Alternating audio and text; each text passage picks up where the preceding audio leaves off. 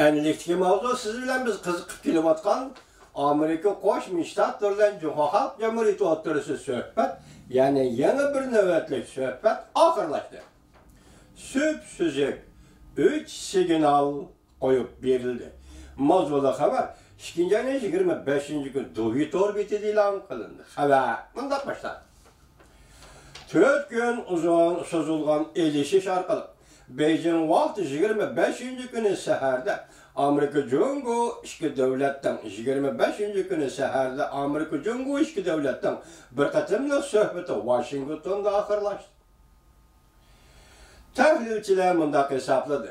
Bu qatimgi suhbat so'zsizlik 3 signal qo'yib berdi. Jungo matbuotlari va Bloomberg agentligi Beijing vaqti 25 kuni xabar qilib, bunday ko'rsatdi. Xinhuaning ko'rsatishicha ikki taraf, ya'ni Amerika, Jungo ikki taraf, ikki davlat boshliqlarining Argentina o'rtaq tonishini davr qilgan holda kelishimning tekshiti bo'yicha suhbatni qanot yaydirib, texnika o'tinib berish, aqliy mulk patent huquqini qo'llash, g'ayri tamojli beji qo'rg'onlar, mulozimat kasbi, yezi egiligi hamda privat qatorliq sohalar bo'yicha konkret masalalarda mohiyatlik ilgirlash hosil qildi. Bu asoslar bo'yicha ikki taraf ikki davlat boshliqlarining ko'rsatmasi bo'yicha kelar navbatlar xizmatlarga tayyorlik qildi. Bundan salburan Amerika Qo'shma Shtatlarining prezidenti Trump Twitterda fikr qoldirib, Amerika Jungo suhbati mo'l mazmunliq bo'ldi. Deb 3-ayning 1-kuni Jungo tovarlariga 25% boj qo'yish planini kechiktiradiganligini ko'rsatgan. Amerika Jungo uchun aytganda bu hafta oxiri go'yo shakar shanba bo'lib hisoblanadi. Bu hafta oxiri go'yo shakar shanba bo'lib hisoblanadi. Ikki xabar ancha uzun emas. Xabar qisqa bo'lsa, ish zo'r bo'ladi deb aytilganda, uchurning miqdori intayin zo'r bo'ldi. Bu suhbatga munosabatli uchurning miqdori intayin zo'r bo'ldi. Jungo axborot organi Xinhuaning qo'l ostidagi matbuot eshakning quloqiga ravob chelish suhbat to'g'risida xabar tarqatdi. Bu matbuotning ismiga Beijinglikni qo'yib o'pdi, shundaqda bu Xinhuaning qo'l ostidagi eshakning quloqiga ravob chelishdi. Bunda ko'rsin, birinchi deydiki bu ravob chalg'ichi kishi Amerika Jungo suhbati eng oxirgi bosqichga kirib keldi.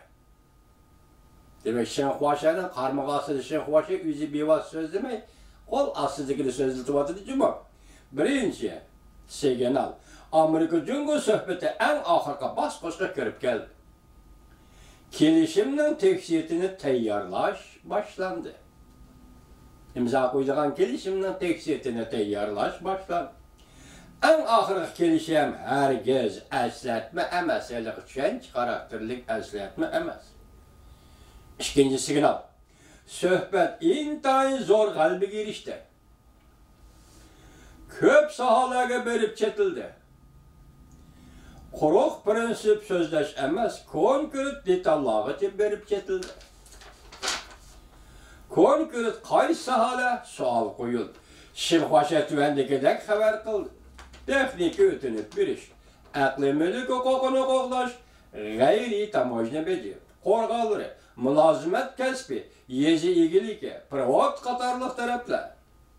Bu yerda tilg'ilingan qatorlar, qo'shtirnoq ichida juma taraflar jumladan nihoyatda ko'p taraflarni o'z ichiga oladi. Gap shunchalik kelyapti. Demak, bu yerda gap biri savdo iqtisod tarafga ketyapti, yana biri siyosat sohasiga ketyapti demaydi-yu, nihoyat ko'p taraflarni o'z ichiga oladi. Yani shundaqla har ikki taraf Jungo bilan Amerika o'zining so'zini so'zlashga o'rin qoldirdi. Bu qatamqi suhbatda tarqatgan 3-signal tarixiy payt yetib keldi. Uzun qolmadi degan signaldir. Bu signal kaldı signal geleceğim o vatandaş. Anlap koyana 3. signal. Elik 2. signal nime dep de köp taraflarga çetirdi söhbet depti. Demek siz bir yerde, ben bir yerde hatırlayacağım değil. Endi 3. signal nimdeydi? Tarihi payt yetip geldi. Uzun kalmadı digen signal. Şimdi hoşa tarqatqan xabarda iki cümlede mundaq sözlendi. Muşu asaslı iki taraf, yani iki devlet başlıklarının körsetmesiga asasen kelar qatimli xizmatlarga tayyorlik qiladi.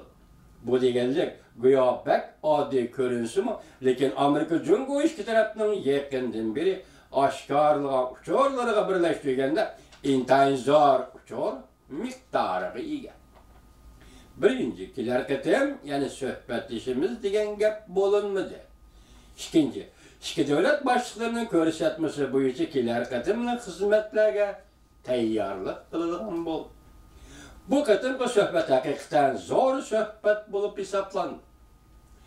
İki devlet rahbarlariga doklad qilinishi lozim. Söhbetning jarayoni iki devlet rahbarlariga doklad qilinishi lozim. Bazı qo'l tutilgan masalalar iki devlet rahbarlari tarafidan bir taraf qilinadi. Xabarda mundaq ko'rsatildi. Elishish yana davomlashadi. Bir qatimliq suhbat bilan barliq masalalarni hal qilib ketgili bo'lmaydi. Iqtisodiy iqtisod masalasi hal qilingan amon boshqa masalalar xiris bilan yetib keladi. Boshqa masalalar xiris bilan yetib keladi. Iqtisodiy iqtisod masalasi hal qilingan amon boshqa masalalar xiris bilan yetib keladi. Kechiring, takrorlab qo'ydim, hurmatli vatandosh. Şunlaşkı Jungo herkes bepervalık kılması lazım. Endi qo'shildingiz, yana nima bepervalık qilish qilmaslik masalasi bor bu odamda.